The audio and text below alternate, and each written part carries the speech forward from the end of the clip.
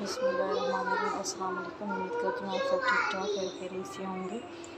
आज ये मैं चिकन स्टीम रोस्ट बनाने लगी हूँ। ये धो के मैंने अच्छे से इसका पानी निकाल दिया है। अब इसको मैं हल्का सा रोस्ट कर लूँगी, फिर इसका मसाला तैयार करूँगी। ये देख सकते हैं आप, मैंने चिकन रोस्ट कर लिया। ये इतना ही रोस्ट करना है, इससे ज़्यादा रोस्ट ही करना है। ये तकरीबन रोस्ट करने के बाद मैंने 1 घंटे के लिए इसको ठंडा कर लिया था।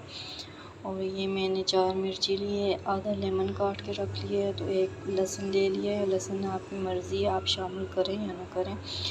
तो ये मैंने मसाला इसका तैयार कर लिया है। 4-5 चम्मच मैंने दही के लिए थे, उसमें मैंने गरम मसाला, ज़ीरा पाउडर मसाला, धनिया पाउडर मसाला, ये सारे मसाले डाल के, नमक वगैरह सब कुछ डाल के मैंने मिक्स कर लिया अच्छे से।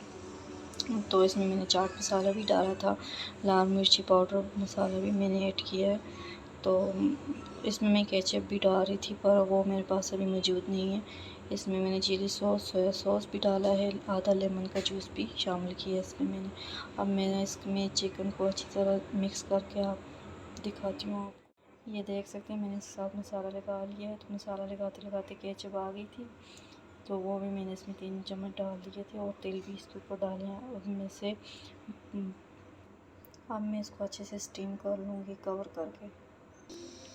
ये देख सकते हैं मैंने इसे कवर कर लिया अच्छे से। ये देख सकते हैं तकरीबन आधा घंटा हुआ इसको स्टीम होते हुए। अभी मैं इसको उतार के चेक करने लगी हूँ। साथ में मेरे बच्चे भी शोर कर रहे हैं, उनकी आवाज़ भी आप सुनें। ये देख सकते हैं मैंने इसको ओपन कर लिया। अभी मैं आपको इसे डिश आउट करके बताती हूँ। यकीन माने, ये मैंने खुद फर्स्ट टाइम बनाया है। आप चेक करके पता चलेगा ये बना कैसा है। ये देख सकते हैं मैंने इसे डिश आउट कर लिया है। मैंने इसकी थोड़ी सी ग्रेवी टेस्ट की, तो माशाल्लाह बहुत ज़बरदस्त है। तो यकीनन ये खाने में भी ज़बरदस्त होगा। तो हमें याद रखें।